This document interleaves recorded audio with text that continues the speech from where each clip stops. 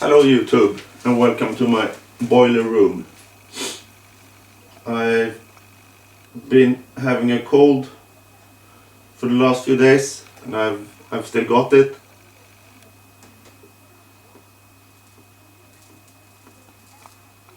But I'm feeling a lot better. And today I'm smoking Parsons blend in aspen and pear pipe that I made myself. It was one of the giveaway pipes for my 100 sub contest.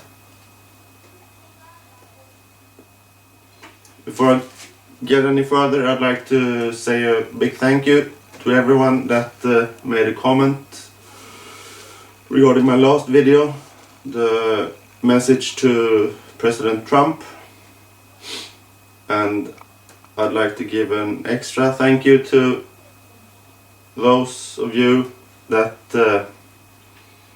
made strong and long defenses of or supported Donald Trump.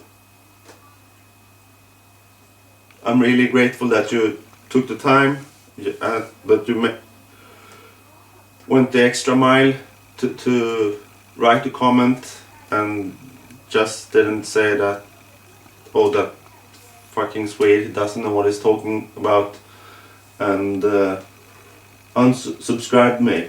So even though I don't agree with you on everything, I really appreciated your opinions.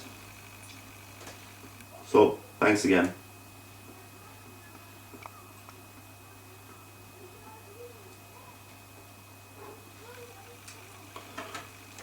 Back to my cold. Since I've had a cold, I'm not feeling like dressing up. Maybe I should to make me feel better, but I haven't. I'm in my casual outfit. The hoodie, jeans and a tweed jacket.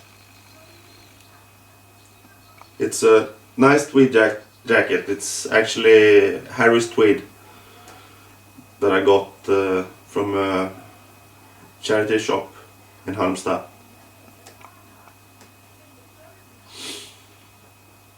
And even though I've been having a cold, I've been smoking daily. I haven't gotten the full flavor or the full taste from the tobacco. But I realized that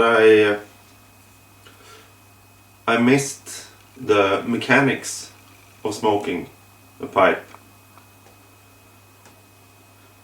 Packing the pipe, lighting it, and then the smoking part. So even though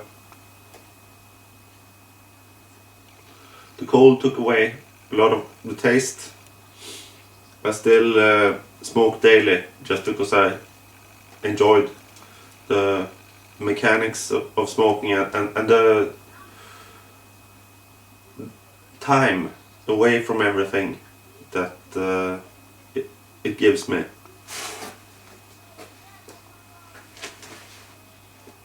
One thing you can do when you've got a cold is watch films. And you guys probably have loads of film channels on your TV or computer. I don't. I've got like 4 channels, something like that. And no film channels at all. But I buy a lot of DVDs when I go around the charity shops. So I've got quite a lot to choose from. And today I thought I'd promote some Irish films that I like. I haven't watched them all during my cold, but I've watched some. And the first film I want to promote is about Michael Collins, and he's my biggest hero. He fought in the 1916 Easter Rebellion in Dublin, and then went on to play a prominent part of the IRA and Sinn Féin, and also went over to England to negotiate with the British to end the war between Britain and the IRA in 1921. And it's Liam Neeson starring as Michael Collins, and you've actually got Julia Roberts in it as his wife-to-be. Her Irish accent is awful, but the film is really good. Really good. And historically correct as well.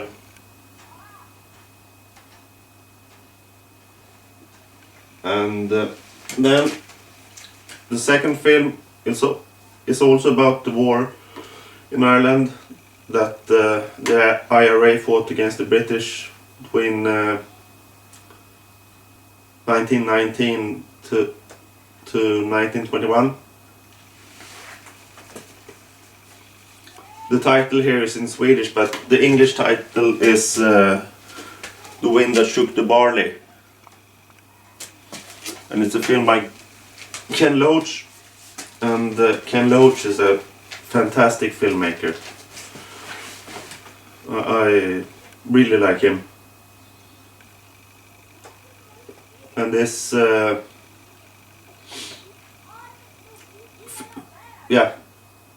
this film is historically correct and is really good action drama film with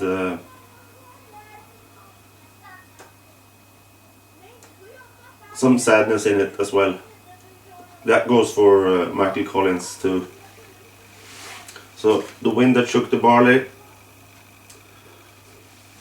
If you want to know something about the Irish War against the British in the 1920s, check it out. And my final IRA movie, Steve McQueen's Hunger. This is set in 1981 when IRA prisoners in Long Kesh prison outside Belfast. Some of you might know it as the Mace, but that's the British term, the British name for it. The Irish or IRA always called it Long Kesh, so that's what I'm going to call it.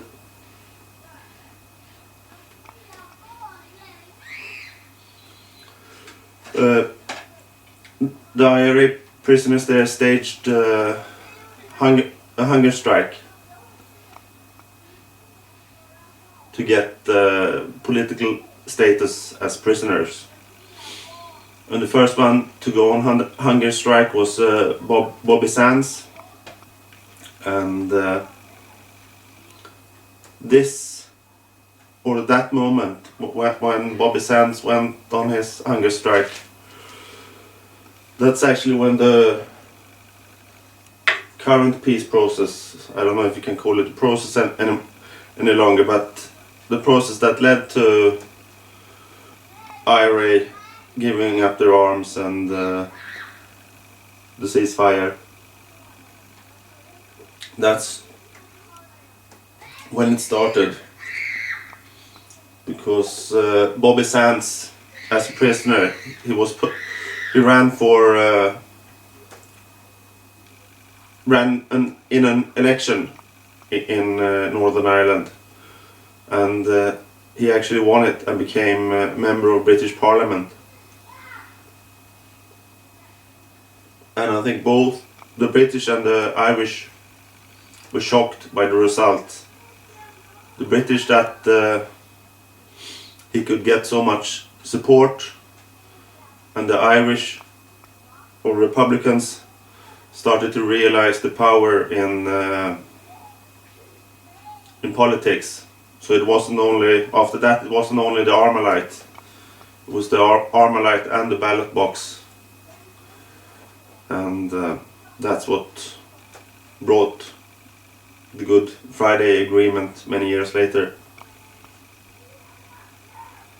Michael Fassbender plays Bobby Sands in it, and he's fantastic, both as an actor in his acting, but also in his appearance. He really looks like he's on hunger strike. He's really, really thin and skinny. And yeah. And as a spoiler, I can tell you that Bobby Sands died. I think he was on hunger strike for 65 or 66 days. And 9 men followed him on hunger strikes to the death, until the whole hunger strike was called off. And a few days after it was called off, the prisoners got their demands.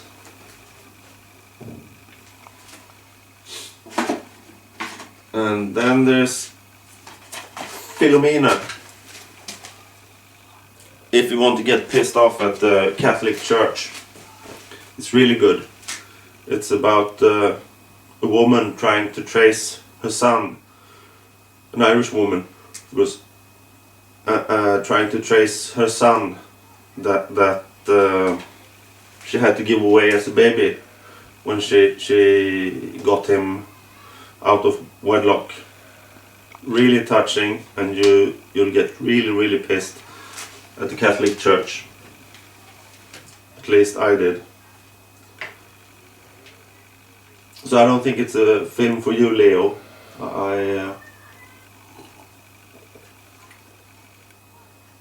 You might get a stroke or something from getting upset.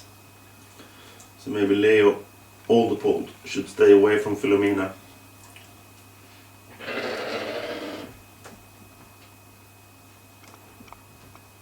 I don't know if you heard that it was a sheep,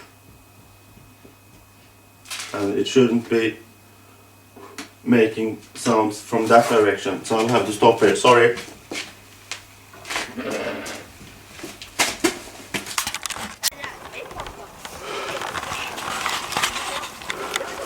Så ja, kom du får det.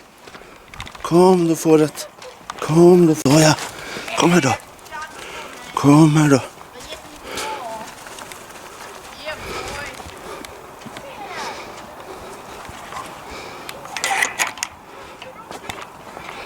Kom du får det.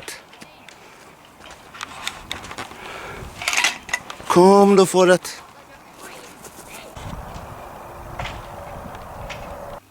Hi guys, there was a sheep on the loose. We've got 6 sheep altogether, and one of them thinks she's a horse.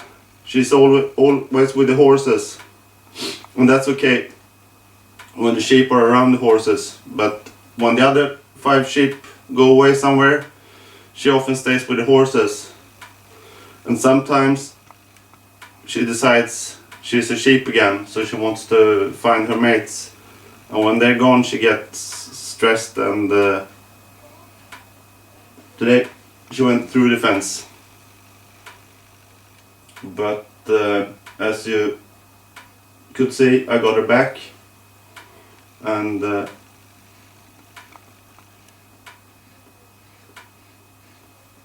I've turned the electricity on again in the fences, because I turn it off when I do the videos, because there's a ticking noise in the background.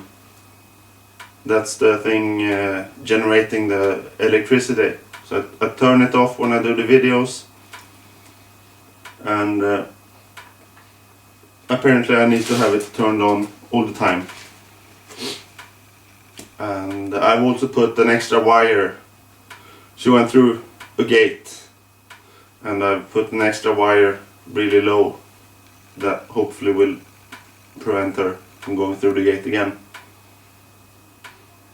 But I've got some advice for you.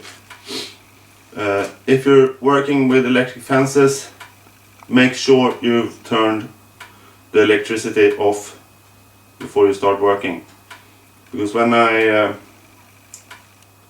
started shooting, it was off, and then I ran out. I got the sheep back into on the right side of the fence, and then I went and turned on the electricity again. And then I decided I wanted to put an extra wire in the gate, and forgot that I had turned on the electricity. So I was sitting on my knees. You can see I'm wet on my knees. I was sitting on my knees on the ground, and I grabbed the electric fence. I got... It really felt a lot. It was like someone had kicked me. So hopefully she won't go out again. But I've sort of lost track of my Irish film review, and I'll do the rest. I've got 3 more films, but I'll do them another time. And I'll turn off the camera, smoke my pipe, read a paper, and try to calm down. I'm a bit like I'm on speed or something. Never tried speed, but I think you know what I mean. So, thanks for watching. Take care. Hope to see you again. Bye.